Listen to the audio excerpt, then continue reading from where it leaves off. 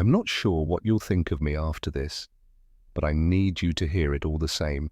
There are things I've seen that no sermon could ever prepare a man for, things the church would burn books over if they were ever written down.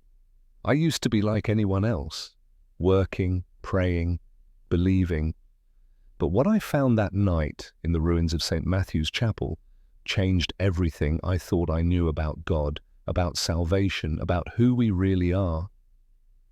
It began with a scream in the dark and the sound of something crashing through stained glass. The snow had fallen thick that evening, smothering the mountain road under a white hush. Caleb Warren was driving home from a late shift at the Glenwood Clinic, a small-town physician who'd seen more loneliness than life in his years.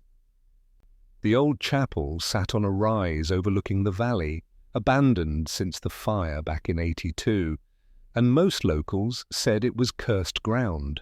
But Caleb had always felt drawn to it, the way some men are drawn to the edge of cliffs. He told himself it was the silence he liked, the peace of it. That night, the peace was broken.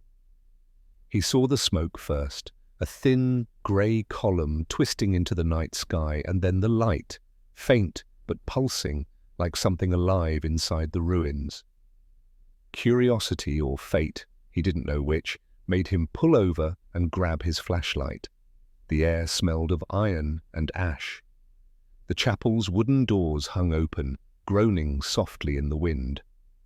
Inside the nave was a skeleton of charred beams and fractured stone. That's when he saw it. Something slumped near the altar, half buried under broken glass. At first, he thought it was a man. The body was humanoid, tall, wrapped in what looked like a torn metallic garment. But when he crouched closer, the beam of his flashlight trembled. The skin, if you could call it that, was pale like moonlight, faintly luminescent, and cut open across the chest. Blue light pulsed beneath the wound as if veins carried liquid fire. Caleb's training took over before his fear did. He ripped off his gloves, pressing his hands against the wound. The texture wasn't human, warm, elastic, and humming faintly, like it held an electrical current. The creature's eyes fluttered open, silver, reflective, ancient. Its voice, when it came, wasn't a sound, but a vibration that bloomed inside Caleb's skull. "Do not be afraid, you are the one who hears." Caleb stumbled back, nearly slipping on the wet floor. What are you?" he stammered. His words caught between terror and awe. The being's gaze fixed on him, and for a moment, Caleb felt something impossible, recognition, like this creature had known him long before he'd been born. Instinct pulled him back to the wound. Whatever this thing was, it was dying, and for reasons he couldn't explain, he couldn't just leave it. He tore through his medical kit, stitching flesh that shimmered, sealing a wound that refused to bleed but radiated light. Each time the needle touched its skin, visions flashed through his mind. Cities of glass floating in darkness, beings robed in gold, kneeling before a blinding sun. When it spoke again, the voice was softer, weary. "You remember the fire? The true fire, hidden beneath their altars?" Caleb didn't understand. The alien, or angel, or whatever it was, lifted its trembling hand toward the broken cross above the altar. "They have taken his name," it said, "and built empires on a shadow." Caleb froze. "You're talking about Jesus?" The being's eyes dimmed, and something like sorrow crossed its face. "Not Jesus. The light behind the name.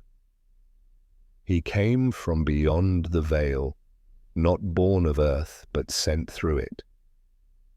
They took his words and wrapped them in fear. They chained the truth inside ritual. Salvation was never meant to be owned." Caleb's heart pounded. Every instinct told him he was losing his mind, but the light from the creature's body was real, flickering against the chapel walls. He thought of his mother's Bible on his nightstand, the passages about angels descending in fire, Ezekiel's wheels within wheels. Maybe, he thought, this wasn't blasphemy. It was revelation. Before we continue, just a quick thing. If this story has made you question something in your heart, if you feel like there's more to this world than we've been told, hit the subscribe button. Because there's more encounters, more truths, and more hidden stories that you were never meant to hear. Now let's continue. The creature stirred, its breathing slowing. Caleb noticed a strange sigil carved into the floor beneath it. A circle intersected by lines of Latin script burned into the stone. He brushed the dust away and saw a single phrase repeated.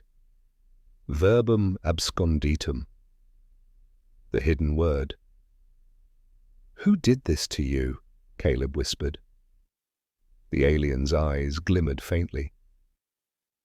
The ones who guard the lie. A gust of wind tore through the chapel, scattering ash. For a second, the light from the being's wound flared so bright that Caleb shielded his face. When he looked again, the creature's gaze was locked onto the crucifix above. The charred wood began to glow, veins of gold crawling through it. A deep hum filled the air, shaking the floor. Caleb felt his mind stretch, as if something was rewriting the edges of his reality. "He is not what they told you," the being whispered. "The Christ is not a man bound to one cross. He is the bridge across worlds. Every world has known him. Every species carries his image. They hid this from you so you would serve them instead of the light." Caleb wanted to ask who they were, but the creature's voice faltered. The blue light in its chest flickered, weakening. He pressed harder on the wound. "Stay with me," he said. "I can help you." The alien smiled faintly, an expression so human it broke Caleb's heart. "You already have. The word lives again through you. Guard it, for they will come." The chapel went silent. The hum faded. The creature's light dimmed to nothing. Caleb sat there in the darkness, shaking, his hands covered in something that shimmered faintly like liquid stars. And as he stared at the symbol beneath the altar, the words echoed inside his head. The hidden word. Outside, thunder rolled across the mountains. The cross behind him burned with a faint, golden glow that refused to die.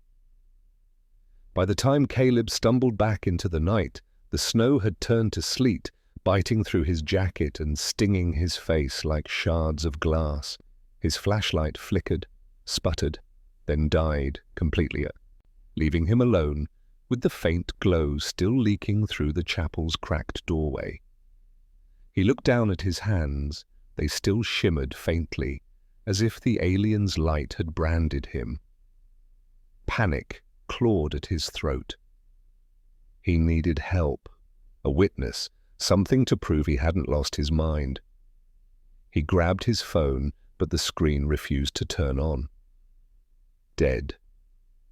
Everything electronic around him had gone silent.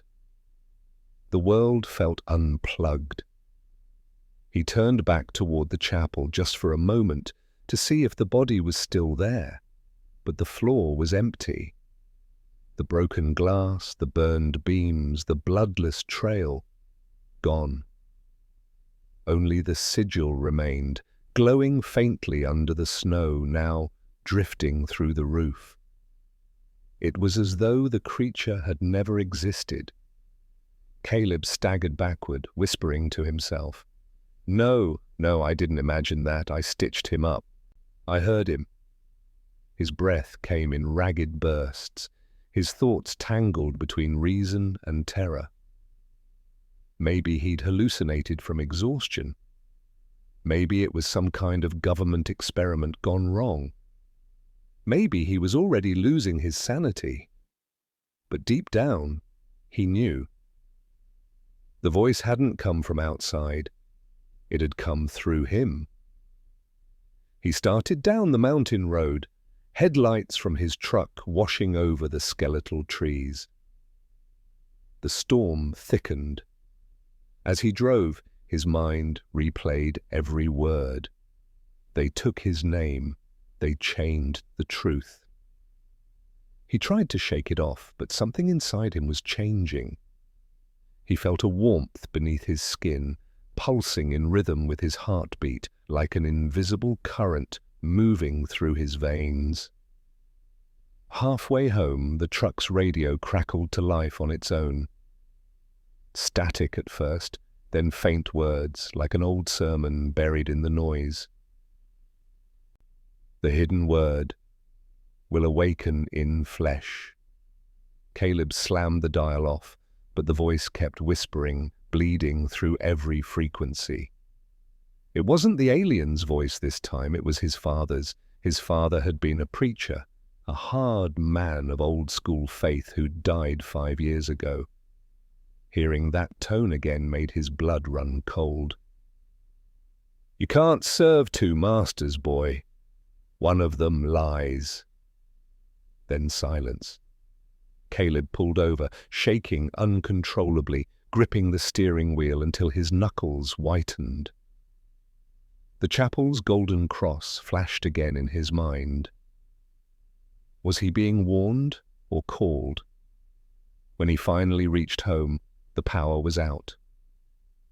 The storm had knocked the lines down. His house sat on the edge of a ridge, overlooking the valley like a black silhouette against the lightning.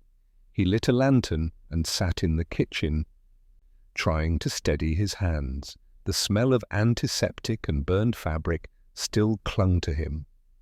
He pulled out his medical bag and found the needle he'd used. It was twisted, melted at the tip. Inside the bag lay something else, a fragment of metal, thin as paper, shaped like a tear. He didn't remember picking it up, but it pulsed faintly with blue light. When he touched it, a vision exploded behind his eyes. He saw the chapel, not in ruin, but restored. Candles burned on the altar. Figures in white robes stood in circles, chanting words he couldn't understand. At the center stood the alien, alive, radiant, and behind it, a man made of light wearing a crown of thorns that turned like stars. The vision faded, leaving Caleb gasping. He dropped the fragment. It hit the floor with a metallic hum that resonated through the room. Then he heard it. Footsteps outside. Slow, deliberate. He turned off the lantern and waited. Through the window, he saw 3 figures standing by his truck. They wore long coats, faces hidden by the dark. One of them carried something that glinted under the lightning, an insignia shaped like the same sigil carved into the chapel floor. Caleb's pulse raced. He reached for the old hunting rifle by the door, but when he looked back through the window, the men were gone. Only footprints remained, leading down the road toward the woods. He didn't sleep that night.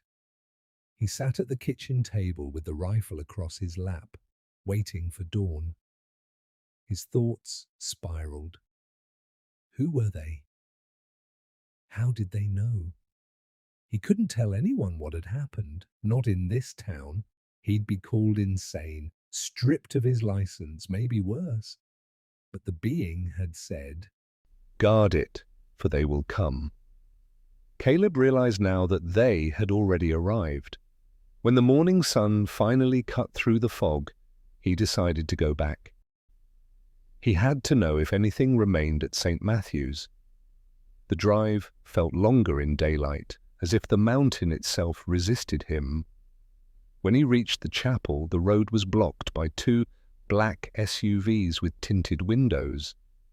Men in suits were pacing around the site, scanning with instruments Caleb didn't recognize. They moved with military precision, efficient and silent. He parked down the hill and watched from the trees. One of them knelt where the alien's body had been and placed a small black box on the ground. The box emitted a pulse of white light, and the sigil vanished from the stone, erased. Caleb backed away, heart hammering. Whoever these men were, they weren't police. He caught a glimpse of their shoulder patches, a winged cross inside a triangle. He didn't know the symbol, but it radiated authority, the kind that worked above governments. Then, from the chapel doorway, a voice called out, "We found residue." The man who spoke stepped into view, tall, silver-haired, wearing black gloves. "Contain it," he said. "No witnesses." Caleb ran. He didn't stop until he reached the ridge again. Every breath tore through his lungs, but fear pushed him faster. He burst into his house and locked every door. Then he saw it. On his table, the metallic fragment was gone. In its place, a faint scorch mark, shaped like the sigil. He pressed his palm over it, and warmth surged through him again. Images flickered in his mind, cathedrals, popes, crusaders, all kneeling before something vast and unseen. Then came a phrase, whispered inside his head in the same alien tone. The church was never built for God. It was built to contain him. Caleb fell to his knees. Everything he'd ever believed twisted like smoke. He wanted to pray, but the words of every prayer he knew sounded empty. He looked up through the window. The storm had cleared. The sky above the mountains glowed faintly, not with stars, but with three small lights moving in perfect unison, circling where St. Matthew's stood. They weren't planes. They weren't anything human. That night, Caleb wrote everything down, every word, every vision, every fear. He didn't know who would believe him, but he knew one thing for certain. The being hadn't come to warn him about the end of faith. It had come to reveal what faith really was, something no church could cage, no man could own, and somewhere out there, the light behind the name was still watching. Caleb didn't go back to work the next day. He couldn't. Every time he looked at his reflection, he saw something flicker behind his eyes, like the blue fire that had lived inside the creature. He spent the morning pacing the cabin, replaying the night over and over, trying to make sense of it. He checked the doors, the windows, the woods, no black SUVs, no strangers. Yet the air still buzzed faintly, as though reality itself had been rewired around him. He couldn't ignore it anymore. The warmth beneath his skin was constant now, spreading like a quiet hum through every nerve. When he touched metal, lights flickered. When he spoke, echoes lingered longer than they should. Something had been awakened inside him, something the alien had left behind, the hidden word. By evening, he gave up pretending he could go back to normal. He loaded a backpack with his father's old Bible, a flashlight, his stethoscope, and the melted needle from the night before. Then he sat at the table, opened the Bible, and turned to the Gospel of John. In the beginning was the Word, and the Word was with God, and the Word was God. The phrase struck him harder than ever before. The Word was with God.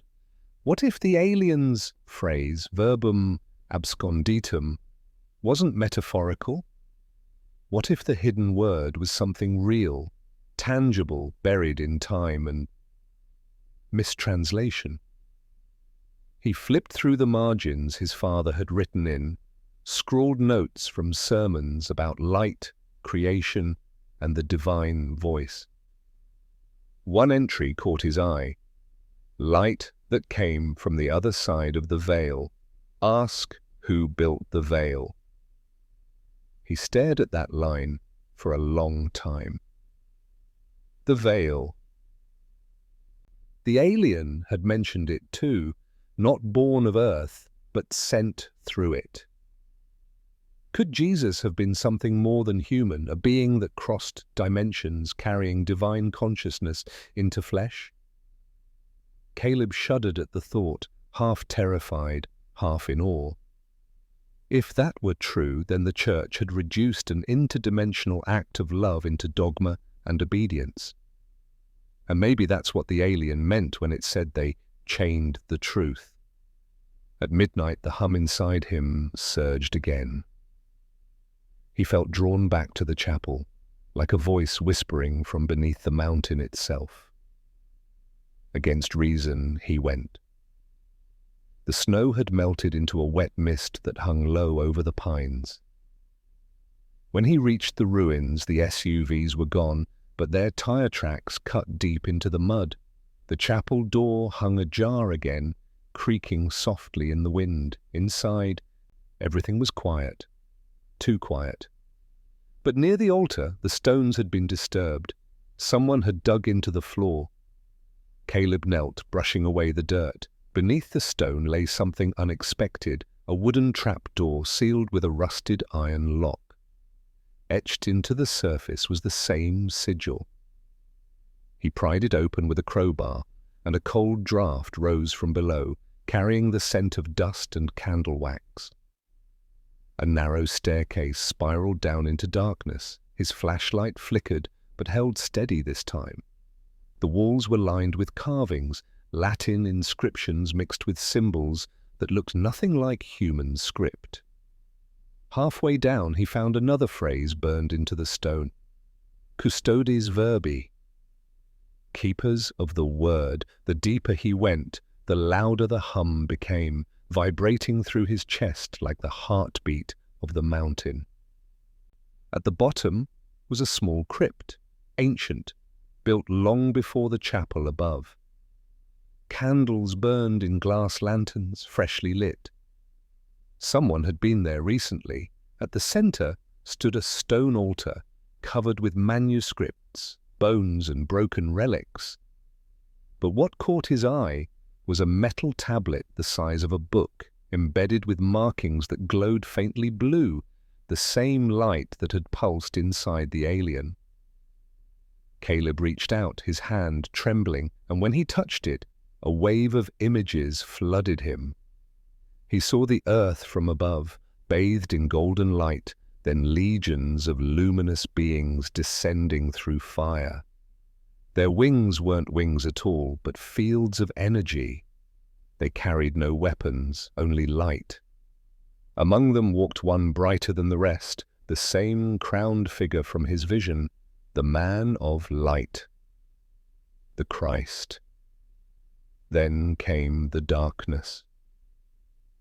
A shroud spreading across the planet. Armies of men building temples, sealing knowledge inside vaults, twisting truth into power. Caleb fell to his knees as the visions dissolved. He looked down at the tablet. Words now burned across its surface, shifting and rearranging into English letters. He came from the stars, not to rule, but to remind. The word is the bridge between matter and light. The church sealed it beneath stone. Caleb stumbled back, clutching his chest. His heart pounded, his breath ragged. He realized the truth wasn't just metaphorical, it was historical. Humanity had been visited before. Jesus wasn't merely a prophet or Messiah. He was a manifestation of a divine intelligence that existed far beyond earth. The church had known, the priests, the orders, the secret councils. They had kept it hidden for centuries to protect control, to preserve the illusion of exclusive salvation.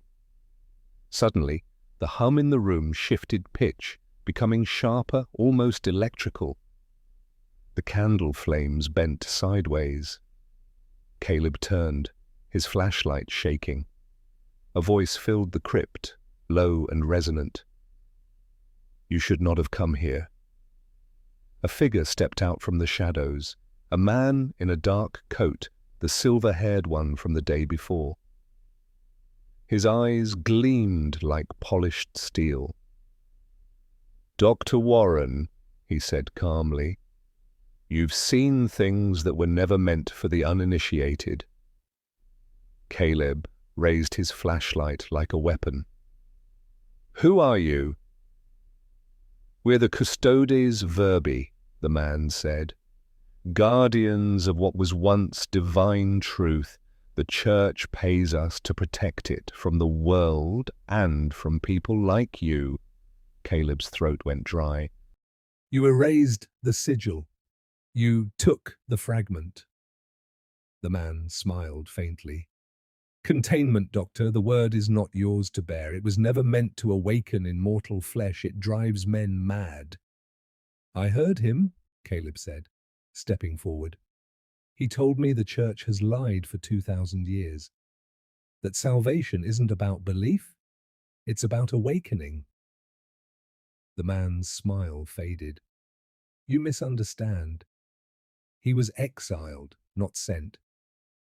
The light you met was not the Christ, but the rebel, the one cast out for defying divine order. He seeks to awaken man to his own divinity, to erase the hierarchy that binds heaven and earth.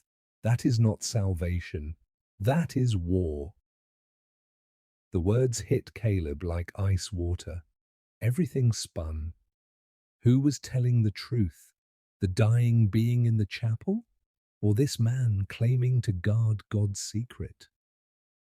The hum in his chest flared again, answering before his mind could. The word pulsed, alive inside him. He felt it burning like a sun beneath his ribs. The man drew closer, hand reaching for his coat. "You've been marked. That light in you, it's a contagion. Give it to us, and we may yet spare your soul." But Caleb wasn't listening anymore. His vision blurred as the air began to glow around him, symbols flickering across the walls, rearranging like living script. The tablet on the altar lifted off the stone, humming in resonance with his heartbeat.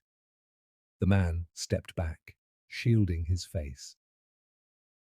"God help us," he whispered. Caleb's voice trembled, echoing with something beyond his own. He already did. The light burst outward, swallowing the room in brilliance. When Caleb opened his eyes, the world was silent. Not the kind of silence that follows a noise, but the kind that feels ancient, like the air itself is holding its breath. Dust floated through beams of pale light, spilling from cracks above. The crypt was in ruins, walls half collapsed, the stone altar shattered into pieces. The blue glowing tablet was gone. Caleb lay on his back, half buried in debris, his clothes scorched, but his body intact. He couldn't feel pain, only a strange vibration running through him. A rhythm like a heartbeat that wasn't entirely his. He sat up slowly, the silence pressing on his ears, until he realized it wasn't silence at all. There was a hum, faint but steady, coming from within him. The word. He was still connected to it. He staggered to his feet, brushing ash from his jacket. The man who'd called himself custodes verbi was gone.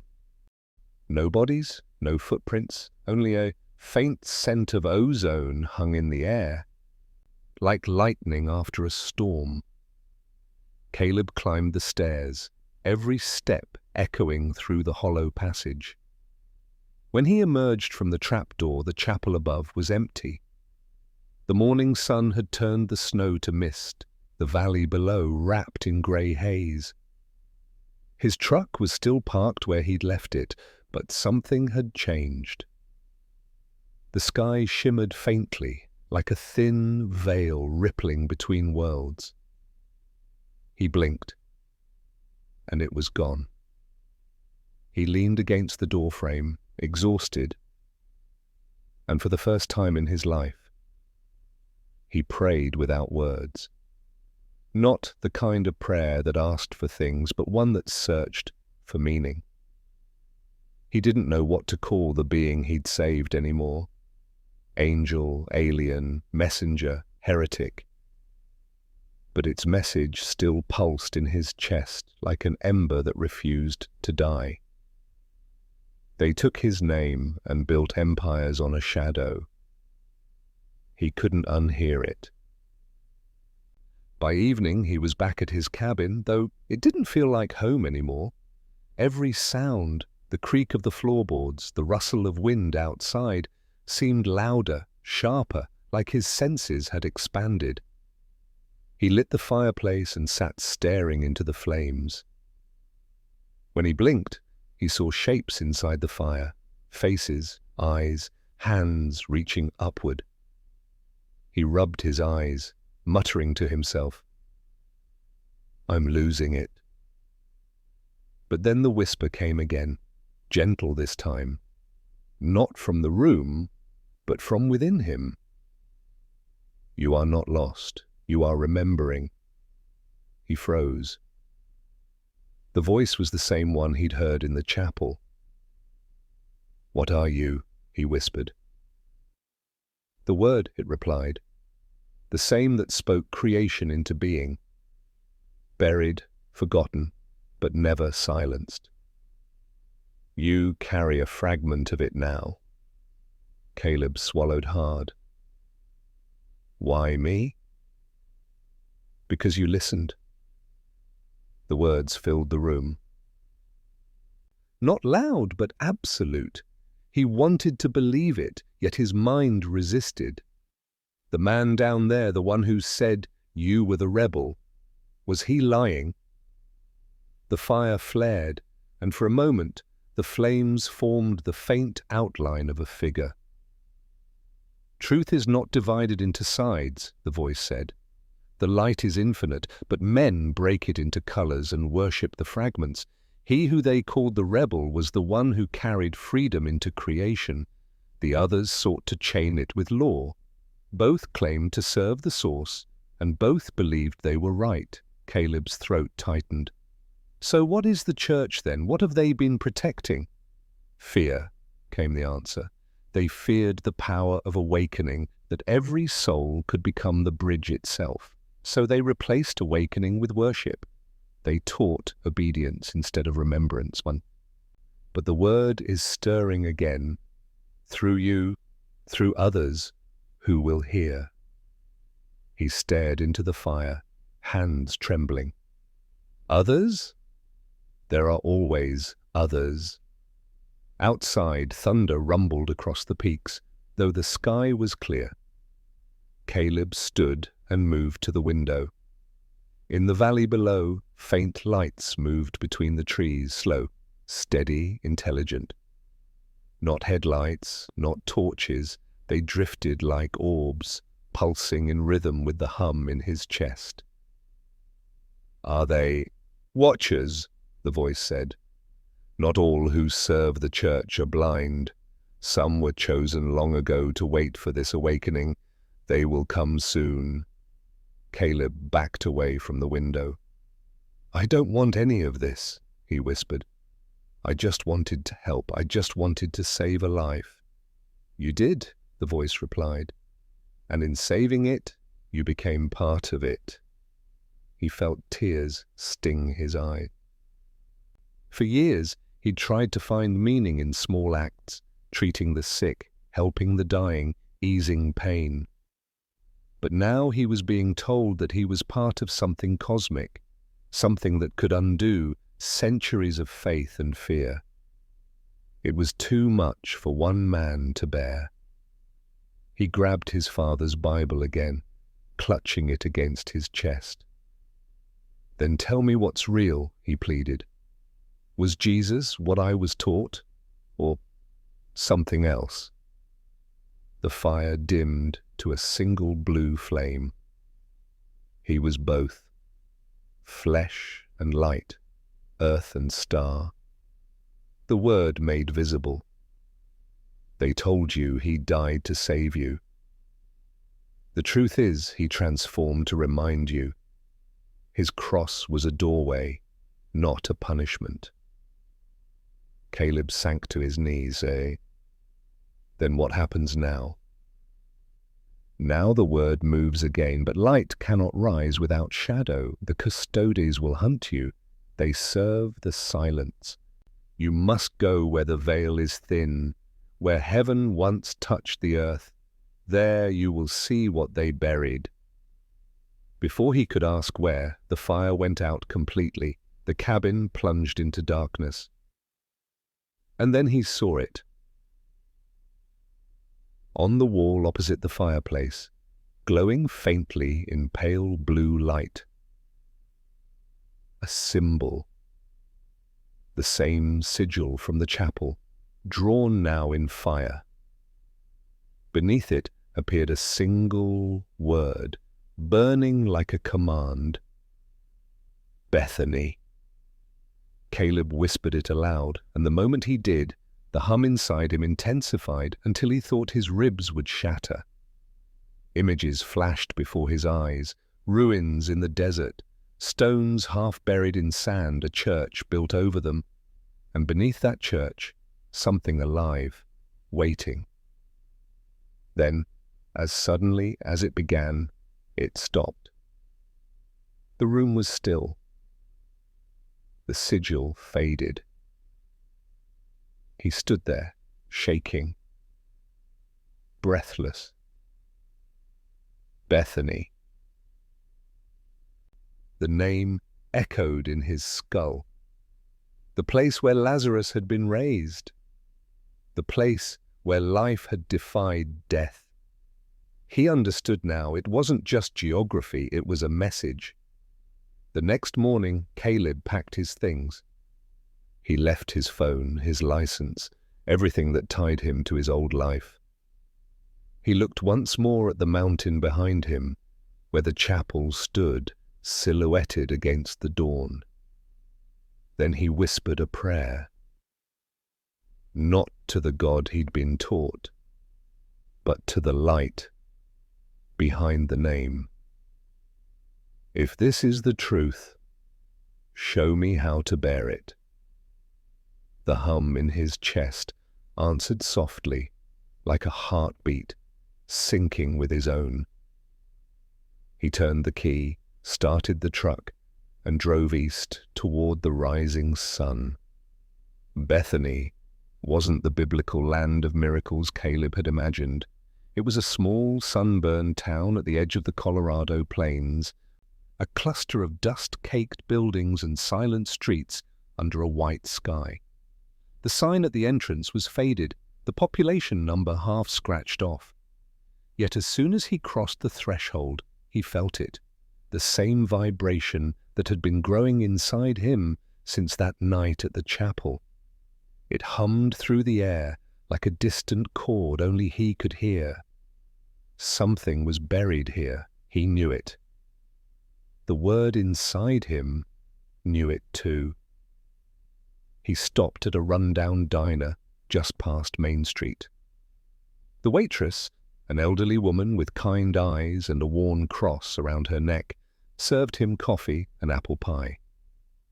"You're not from around here," she said, eyeing his mud-stained jacket. "Just passing through," Caleb replied. "I heard there's an old church here. St. Jude's, maybe." Her face changed just slightly, The friendliness in her eyes dimmed. "St. Jude's been closed for decades. Storm took the roof off in '97. Locals say the ground out there ain't right. People who visit it tend to come back different." Caleb's pulse quickened. Different how? The woman hesitated. "Ask Father Brenner. He lives out by the cemetery, just past the ridge. He was the last to preach there before it shut down. Doesn't talk much anymore, but if you're looking for ghosts, he's the man." Caleb thanked her, paid, and left. As he walked back to his truck, he noticed something strange. Every telephone pole in the town was marked with a faint etching of the same sigil from the chapel, barely visible, as if carved decades ago and worn down by time. It wasn't coincidence. Someone had marked this place long before he came. The drive to the cemetery was short. The road wound through dry hills where thorn bushes grew wild. At the end stood a wooden gate and a small house, its paint peeling under the sun. The door opened before he could knock.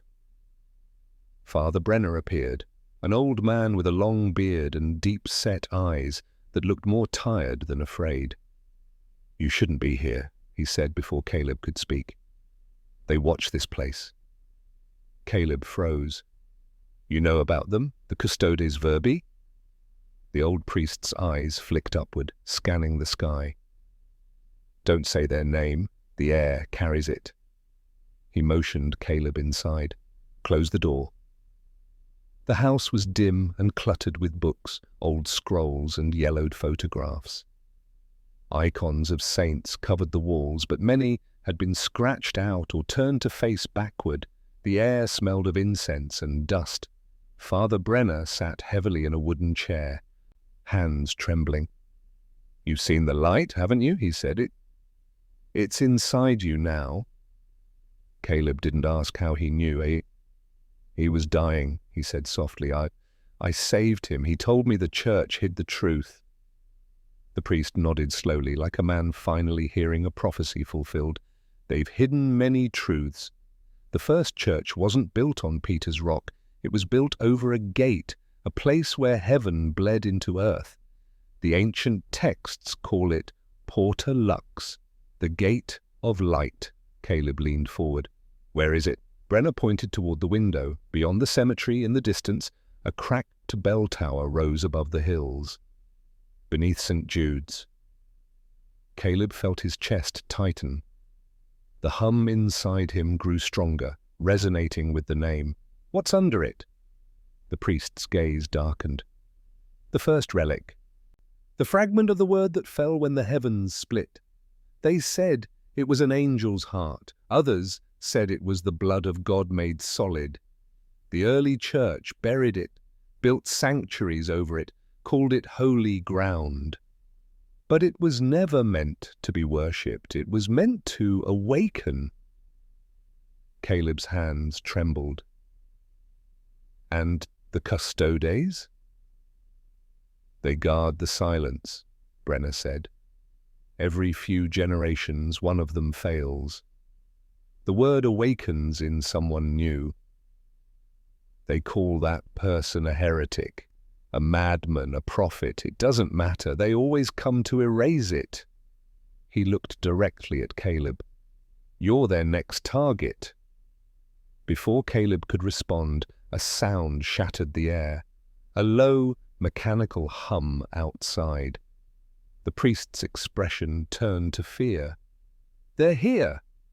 Caleb rushed to the window. Down the dirt road, 3 black vehicles were approaching. Their engines muted, moving too smoothly for the rough terrain. The hum in his chest reacted, flaring painfully. He could feel their presence before he saw them. Sharp, cold, deliberate. Brenner grabbed his arm. "If you want to live, go to the crypt beneath St. Jude's. The word will guide you there. Don't stop for anything." He shoved an old key into Caleb's hand, rusted, shaped like a cross. The lock was made by men who feared God too much to understand him. Caleb hesitated. "Come with me." The old man shook his head. "My time is done. Theirs is not." He smiled faintly. "When you see the light beneath the earth, remember, it doesn't come to destroy faith, it comes to finish it." The window shattered as the first bullet struck. Caleb ducked, grabbing his pack and running through the back door. The vehicles had stopped outside, and voices shouted orders through the wind. He sprinted across the fields, dirt kicking up behind him. The hum inside him rose into a roar. His vision flickered, trees warping, colors bleeding, reality bending around the sound. He could see faint trails of blue light cutting through the air, pointing him toward the bell tower. He didn't question it. He ran. By the time he reached the ruins of St. Jude's, his lungs were burning. The church was little more than a broken shell, roof gone, pews splintered, walls cracked by years of neglect. But beneath the altar, just as Brenner had said, was a small iron door, half buried in rubble. The key fit perfectly. He forced it open and slipped inside as headlights flashed across the hillside. The air below was cool and dry, thick with the scent of stone and time. The passage descended in spirals, walls carved with symbols older than any language he knew. As he descended, the humming within him synchronized with something deeper, older, a pulse coming from the earth itself. At the bottom, he stepped into a vast chamber lit by a soft blue glow. In the center floated a stone sphere the size of a heart, suspended above an altar by nothing but light.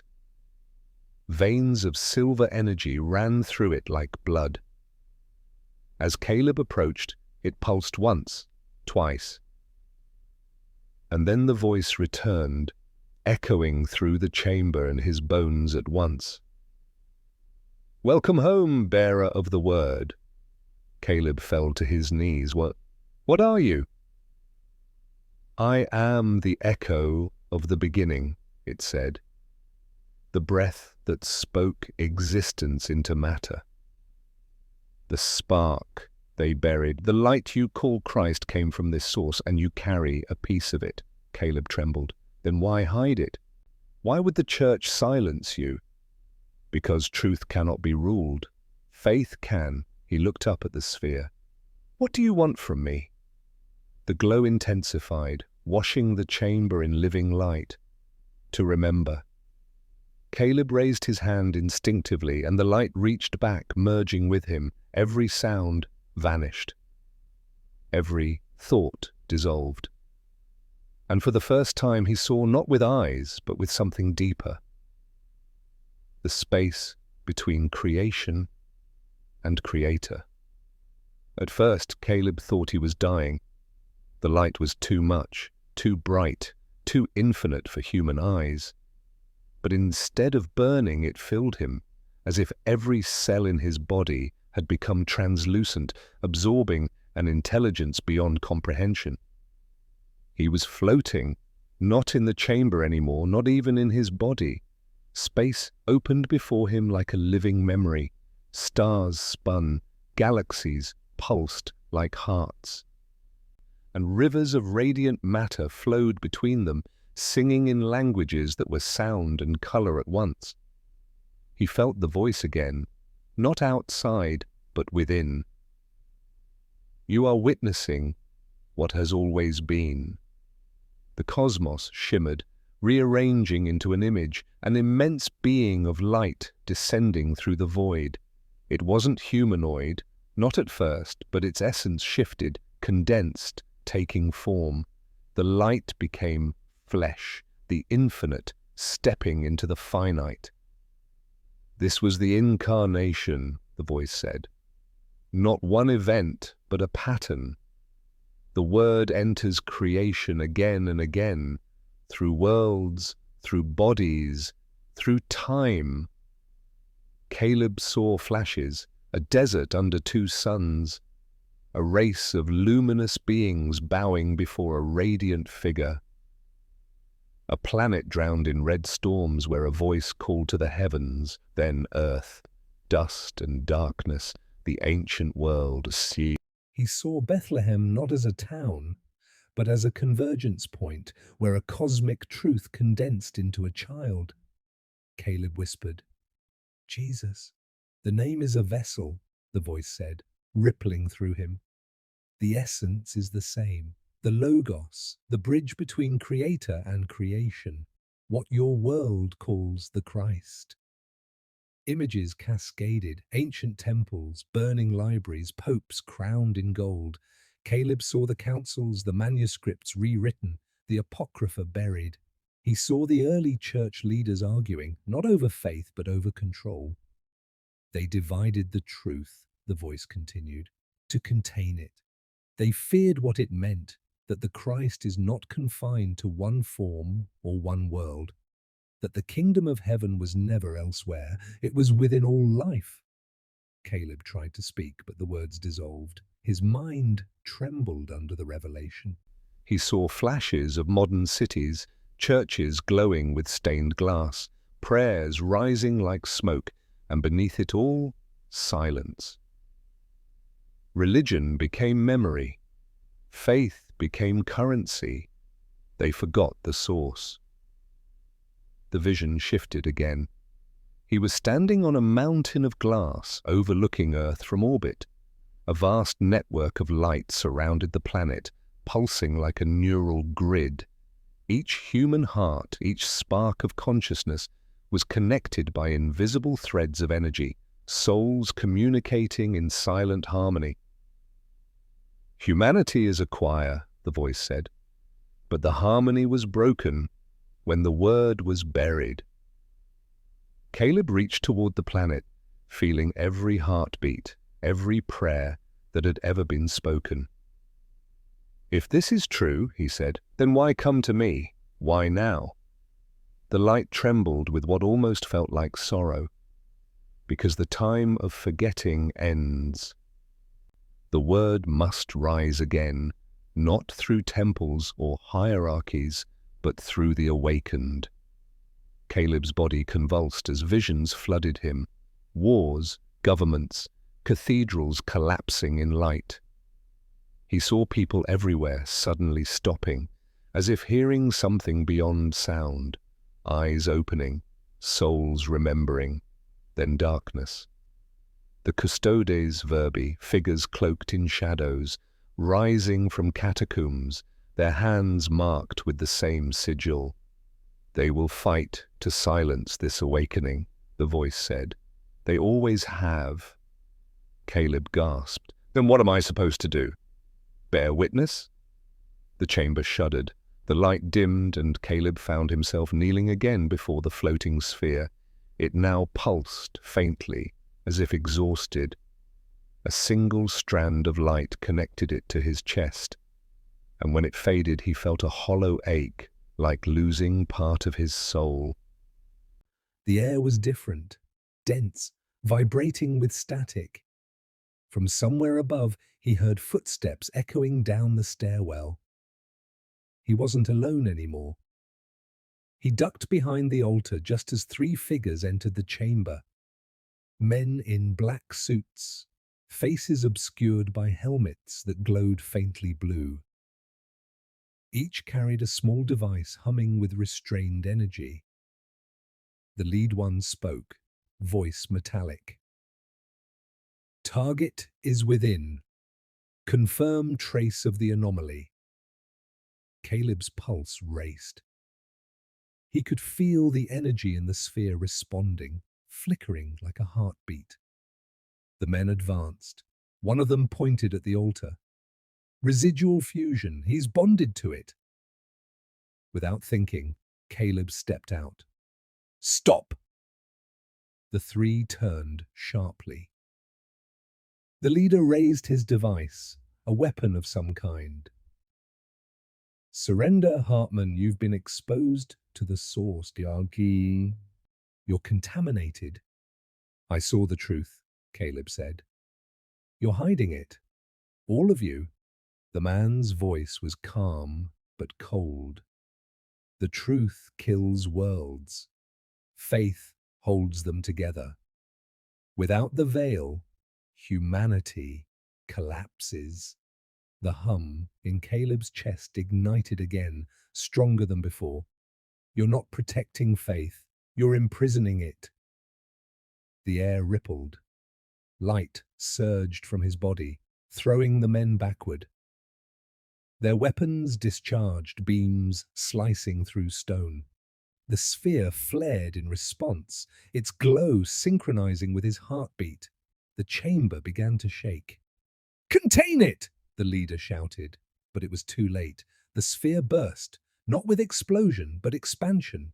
A wave of light swept through the catacombs, erasing shadow and sound. Caleb screamed as the energy poured through him, lifting him into the air. For a moment, He wasn't human. He was voice, vibration, light. When he fell, silence returned. The chamber was empty except for dust and the faint scent of ozone. The agents were gone. Whether dead or dissolved, he didn't know. The sphere was gone too, replaced by a faintly glowing mark on the floor. The same sigil as before, now burning in white fire. Caleb stumbled to his feet, his body shaking. His skin glowed faintly, the veins under it shimmering like threads of starlight. He looked at his hands and saw patterns moving beneath the flesh, geometric and alive. He could hear distant voices, thousands of them, whispering in unison. "Remember!" He staggered toward the staircase, the world around him trembling with invisible force. When he emerged into the open air, dawn was breaking over the hills. The town below was silent, untouched.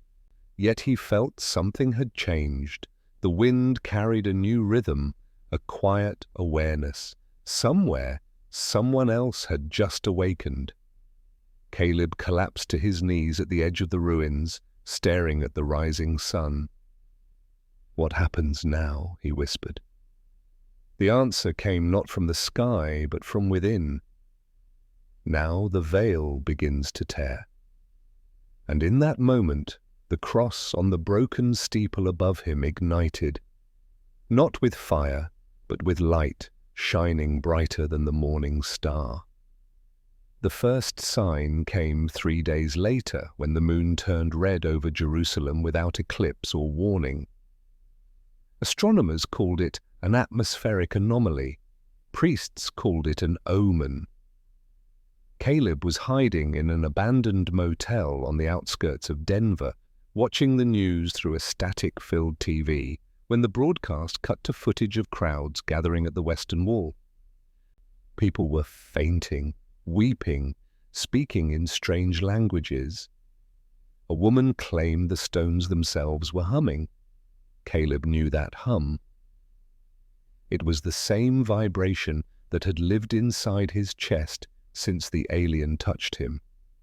And now it was spreading. He turned off the TV and sat in the dark, breathing shallowly. His body was changing. Sometimes his veins glowed under the skin, pulsing with silver light. Electronic devices flickered around him. When he closed his eyes, he saw flashes, people in cities around the world staring at the sky as unseen patterns unfolded above them, luminous geometries like celestial writing. The veil begins to tear. Those words haunted him. That night, he dreamt of the alien again, the wounded being he had operated on in the chapel. But this time it was whole, standing in the same underground chamber where the sphere once hovered. Its voice was softer, almost human. "The word has left its prison," it said. "You carry its echo. But echoes can fade or amplify. Caleb asked. What am I supposed to do? You must speak, the alien replied, not to convert, but to awaken. There is no church for what comes next. There is only remembrance. When Caleb awoke, his room was filled with faint motes of light, swirling like dust in a sunbeam. He wasn't alone. A young woman stood by the door. She was wearing a grey hooded jacket, her face pale, eyes wide and frightened, but not of him. You're Caleb Hartman, she whispered. They said you were dead. Caleb tensed. Who are you? My name's Anna. I worked for them, the custodes, she swallowed. I saw what they did in Bethany. I saw the recordings before they erased them. The light didn't destroy, it healed. It healed a man who'd been shot through the heart. They covered it up, said it was contamination. Caleb rose slowly. Why are you here? Because the others are coming, she said. They think you're the source of the outbreak. They think killing you will stop it. Outbreak, Anna stepped closer. People everywhere, seeing visions, hearing voices, whole congregations collapsing into trances. A priest in Rome started bleeding light from his eyes during Mass. They say the veil is tearing.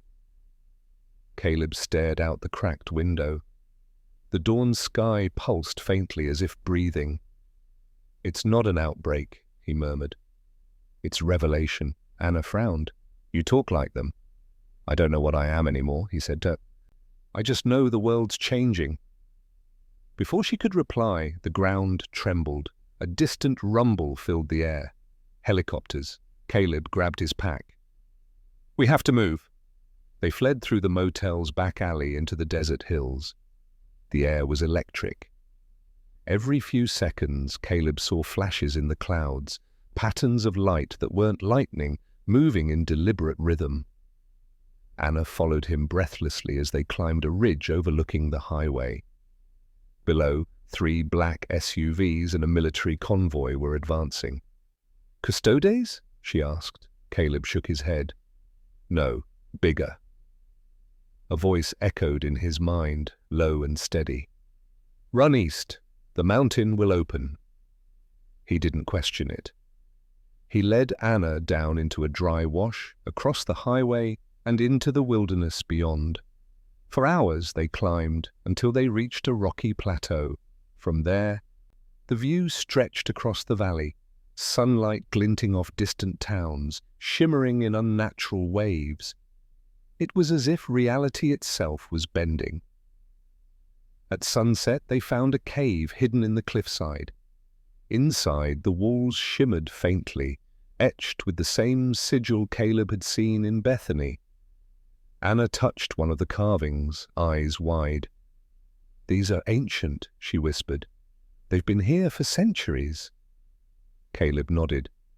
They mark where the word once touched the world. They made a small fire. Anna watched him quietly as the shadows danced on the walls. If what you saw is true, she said, then everything we've believed, every story, every sermon, it's all wrong. No, Caleb said softly. Not wrong. Just incomplete. She looked down. Then why does the church hide it? Caleb gazed into the fire bare. Because if people knew God lived in them, not in temples or altars, no one could own faith again. Silence hung between them, broken only by the crackle of flame. Outside, the wind howled through the canyon. Caleb closed his eyes and whispered a prayer, not to the God he once imagined, but to the living light that now moved through him. For the first time, he didn't feel alone. That night, Anna woke him suddenly. Listen, she whispered. From outside came a low hum, not mechanical, but organic, resonant, like the earth itself was breathing. The walls of the cave began to glow faintly. Symbols shimmered in lines of light. Caleb stood, heart pounding. The air thickened, charged with unseen energy. Then the cave ceiling split open, not breaking, but unfolding like petals. A beam of white gold light descended silently, bathing them both. Inside the light, something was descending, a figure, neither human nor alien, clothed in radiance. Caleb fell to his knees. Anna gasped. The being spoke, not with sound, but with understanding that filled their minds. The custodes have failed. The time of silence is over.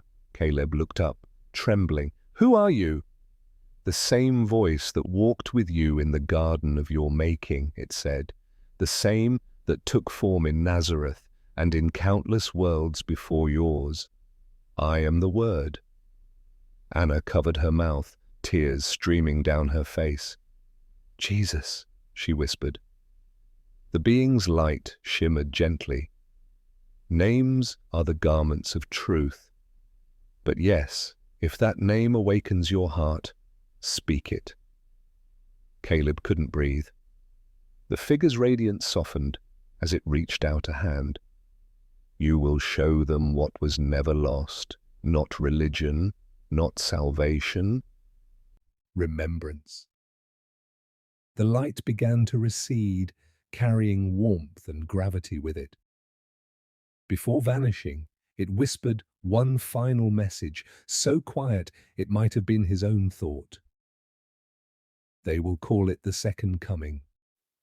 But it was always the first awakening. The beam faded, the cave darkened, and the night fell silent again. Anna looked at Caleb, her face pale and trembling. Did that just happen? Caleb stared at the sigil, glowing faintly on the stone. Yes, he said. And the world won't be the same again. He didn't yet realize that, even as he spoke, millions around the planet were seeing the same light and hearing the same voice.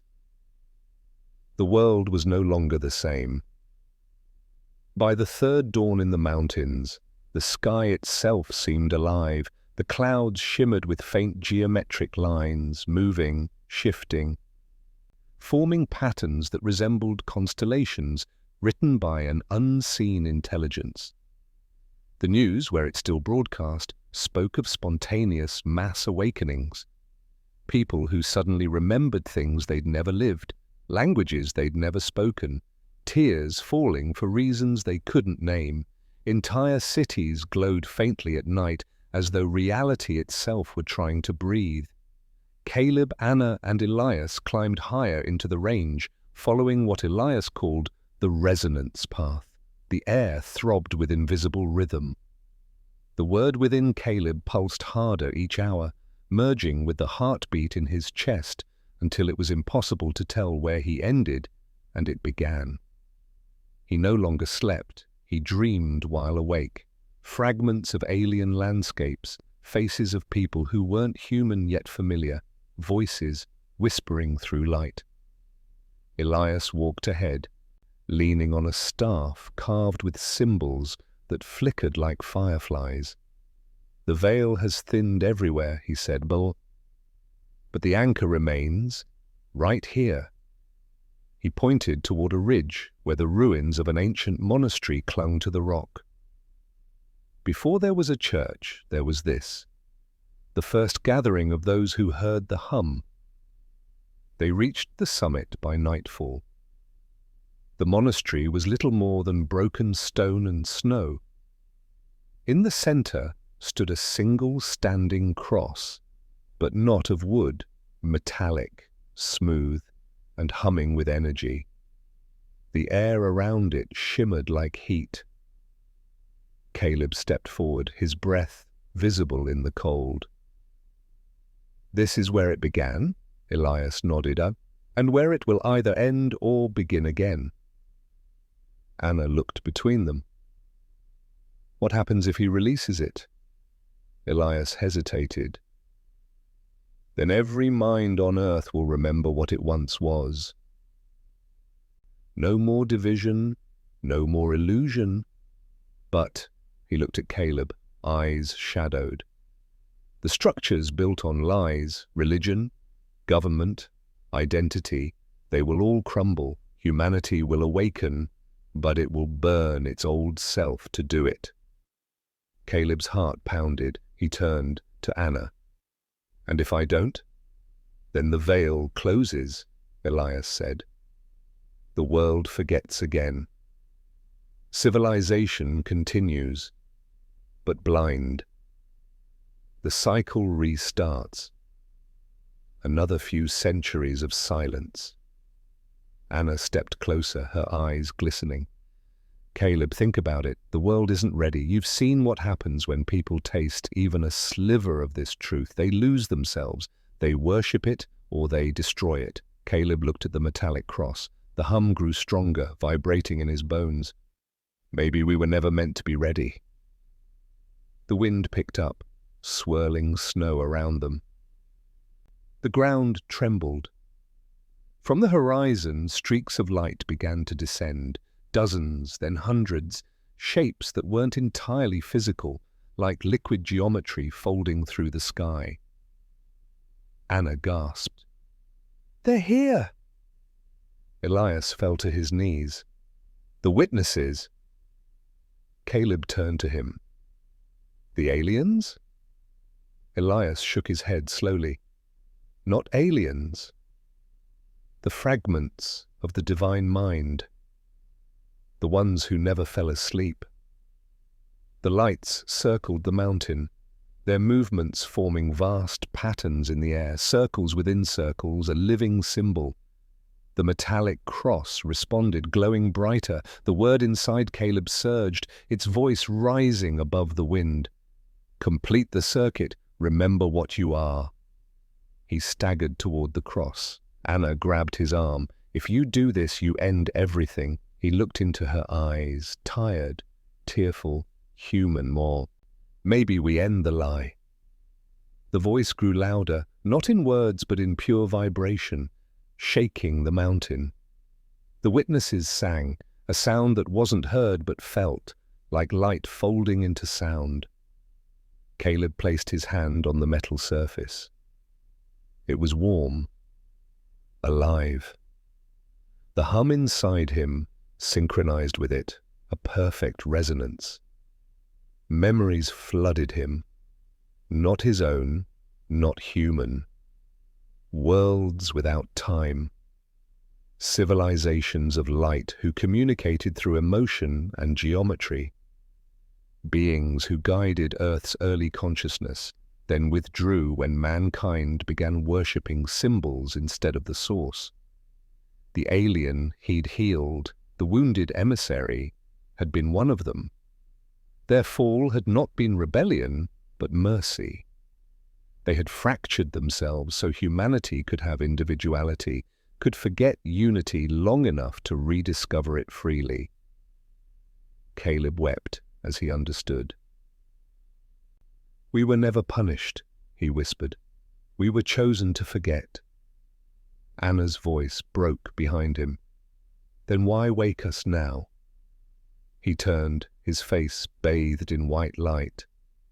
Because we've dreamed long enough. The cross split open with a sound like thunder turned inward. A column of light shot into the heavens. The witnesses answered, merging into the beam until sky and earth were one glowing wound. The world below trembled. Every sleeping mind stirred. Across continents, people fell to their knees, some in terror, some in awe, as visions filled them, a child seeing his dead mother made of starlight, a priest seeing his God as a field of endless consciousness, a soldier dropping his weapon as his enemy's face became his own. Anna shielded her eyes, screaming over the wind.